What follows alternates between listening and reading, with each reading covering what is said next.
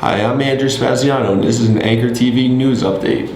Early Wednesday afternoon, a horrific shooting broke out at the Inland Regional Center in San Bernardino, California. At this time, authorities have confirmed that 14 people were killed and 21 injured in the attack, which have believed to have been perpetrated by at least two suspects.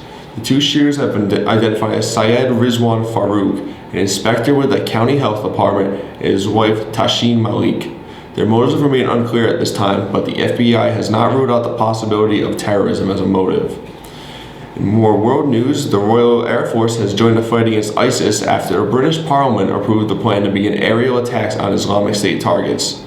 The strikes began after 10 hours of deliberations in the House of Commons, which ultimately led to a vote of 397 to 223 in favor of the attacks. British military officials have confirmed that the RAF has already begun the strikes, hitting several ISIS-controlled targets, including an oil field early Thursday morning. Now for some Rhode Island College news, I'll turn it over to Anchor TV correspondent Erin Shea.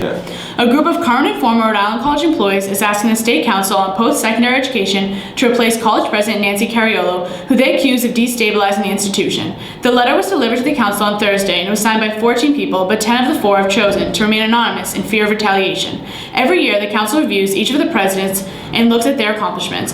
The Council values the input of college community, and they have stated they will certainly take the faculty feedback into consideration.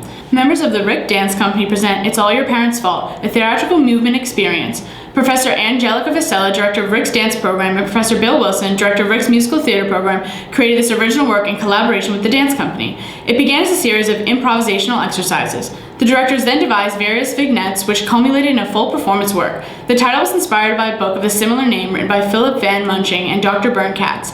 Said Wilson, the premise of the book is that it's really all your parents' fault. You have to take responsibility for how you turned out. The show will be held on Friday and Saturday, December 4th and 5th at 7:30 in Savinsley Hall. Admission is $15 and $5 for students. Thank you, Erin. In sports, the New England Patriots suffered their first loss of the season Sunday night, giving up a 14-point fourth quarter lead and ultimately falling to the Denver Broncos 30-24 in overtime. Quarterback Tom Brady had 3 touchdowns in the effort, while Broncos running back C.J. Anderson broke a 48-yard touchdown run to give the Broncos the victory. The 10-1 Patriots look to rebound on Sunday when they take on the Philadelphia Eagles at home.